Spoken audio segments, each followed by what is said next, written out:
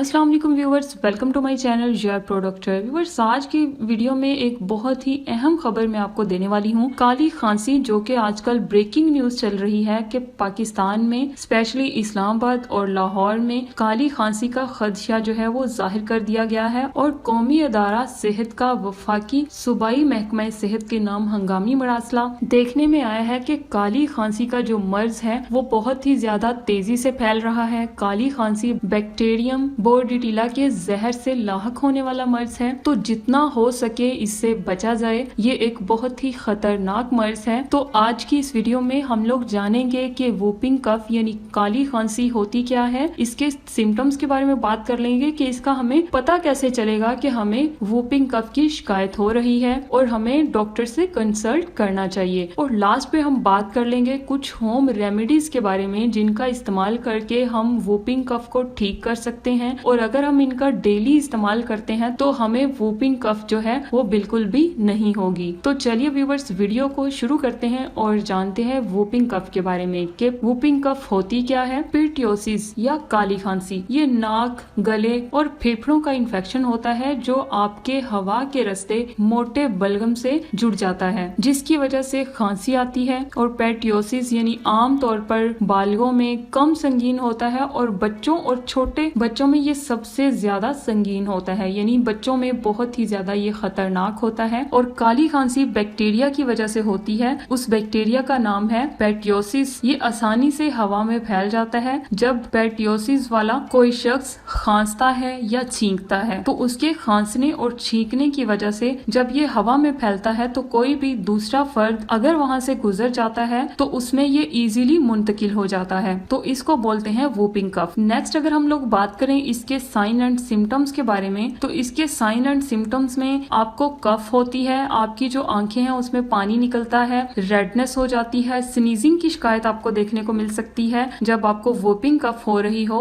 आपको बुखार हो सकता है, स्वेटिंग की शिकायत भी देखने को मिल सकती है और आपको खांसी के साथ वॉमिटिंग की शिकायत भी देखने को मिल सकती है। थकावट बहुत ज्यादा फील हो सकती है, आपकी भूख प्यास जो है वो खत्म हो जाती है। और ये जो कफ है ये मोस्टली 7 से 14 दिन तक रहती है। अगर आप इसका ट्रीटमेंट ले लेते हैं तो ये 7 से 14 दिन में बिल्कुल ठीक हो जाती है, नहीं तो ये एक्स्ट्रा बिगड़ भी सकती है। और अगर आपको पता नहीं चल रहा कि आपको वूपिंग कफ है तो आपका डॉक्टर जो है वो आपका चेकअप करके कुछ आपके ब्लड टेस्ट करवा लेता है या फिर कुछ नेजल स्वैब के जरिए आपका जो सैंपल है वो कलेक्ट किया जाता है, तो उसकी वजह से भी पता चल जाता है कि आपको वूपिंग कफ की शिकायत है या नहीं है। और दूसरी बात, आपको चेस्ट एक्सरे भी करवाना पड़ता है। तो नेक्स्ट अब हम बात कर लेते हैं कि वूपिंग कफ का हम घर में कैसे इलाज कर सकते हैं, यानी कुछ होम रेमेडीज मैं आपके साथ शेयर करने वाली हूँ जिनका इस्तेमाल करके आप वूपिंग कफ से बचे रह सकते हैं। तो सबसे पहले नंबर पर जो हमारी होम रेमेडी है वो है हनी और वार्म वाटर। हनी में एंटी माइक्रोबियल प्रॉपर्टीज होती हैं जो कि हेल्प करती हैं आपको इन्फेक्शन से फाइट करने में, और आपके गले को एक सूथिंग इफेक्ट मिलता है और गला साफ हो जाता है। और हनी जो है ये एक प्रोटेक्टिव लेयर का काम करता है आपके गले में और आपकी जो इरिटेशन है उसको रिड्यूस करता है। और वार्म वाटर हेल्प करता है हनी को डिसॉल्व करने में और प्रोवाइड करता है एक एडिशनल सूथिंग इफेक्ट। तो आपने करना ये है कि गर्म पानी में शहद मिक्स करके आप दिन में 2 से 3 दफा पी सकते हैं, जिससे आपका गला साफ हो जाएगा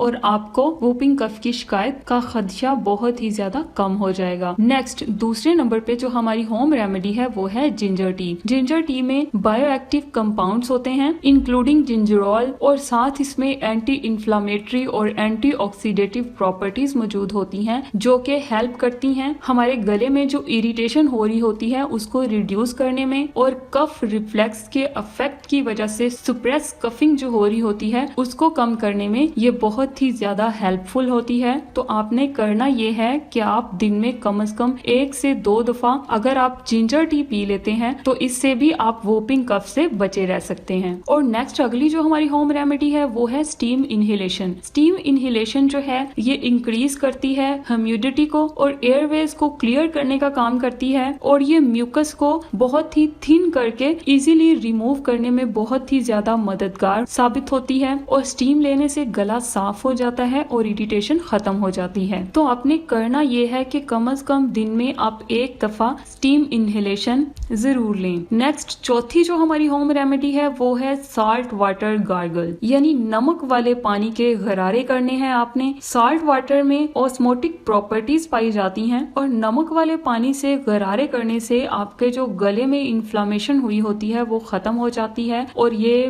म्यूकस को ब्रेक डाउन करती है और इजीली म्यूकस जो है वो रिमूव हो जाती है। और साल्ट वाटर के गरारे करने से आपको जो कफ की शिकायत होती है उससे आपको रिलीफ मिलता है। और नेक्स्ट अगली जो हमारी होम रेमेडी है वो है पेपरमिंट। पेपरमिंट में मेंथोल होता है जो कि एक नेचुरल डीकंजेस्टेंट है। मेंथोल आपको रिलैक्स करता है। मेंथोल आपके रिस्पिरेटरी ट्रैक के मसल्स को रिलैक्स करता है जिसकी वजह से आपको सांस लेने में आसानी होती है और कफ जो है वो नहीं होती। तो आपने करना ये है कि आप पेपरमिंट के पत्तों को वैसे भी खा सकते हैं या फिर आप इसकी चटनी बनाकर दही में शामिल करके भी आप इसका इस्तेमाल कर सकते हैं या फिर जैसे आपको इजी लगे आप वैसे इसका इस्तेमाल कर सकते हैं। नेक्स्ट छठी जो हमारी होम रेमेडी है वो है टर्मेरिक मिल्क, यानी हल्दी वाला दूध। टर्मेरिक में कर्क्यूमिन होता है जो कि एंटी इंफ्लेमेटरी और एंटी माइक्रोबियल प्रॉपर्टीज रखता है और हल्दी वाला दूध पीने से आपकी जो रिस्पिरेटरी ट्रैक इन्फेक्शन है वो खत्म हो जाता है और ये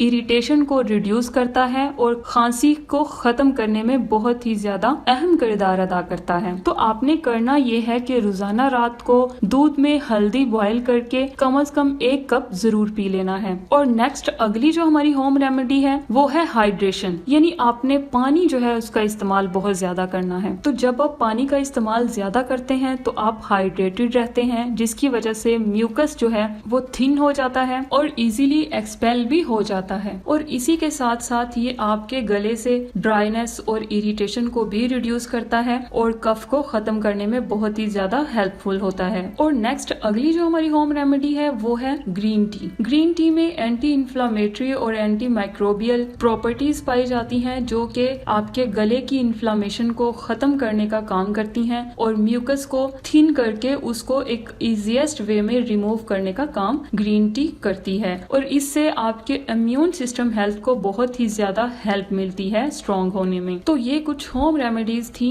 जो मैंने आपके साथ शेयर की। आप इनका इस्तेमाल करके आप वोपिंग कफ से बचे रह सकते हैं। इसलिए ये जो काली खांसी का मर्ज बहुत ही ज्यादा तेजी से फैल रहा है तो इससे बचाव के लिए आपको ये कुछ होम रेमेडीज अप्लाई करनी चाहिए। अगर आप इनका इस्तेमाल रोजाना करते हैं तो आपको काली खांसी का जो मर्ज है वो बिल्कुल भी नहीं होगा। तो इसी के साथ ही अगर आपको मेरी ये वीडियो इन्फॉर्मेटिव लगी हो, अच्छी लगी हो तो मेरे चैनल योर प्रोडक्टर को जरूर सब्सक्राइब कर दें और बेल आइकन को प्रेस करना ना भूलिएगा क्योंकि मेरे इस चैनल पर बहुत ही ज्यादा इन्फॉर्मेटिव वीडियोस आने वाली हैं। अगर आपने वीडियो को एंड तक देखा है तो बहुत शुक्रिया। मिलते हैं अपनी नई वीडियो में, तब तक के लिए अल्लाह हाफिज।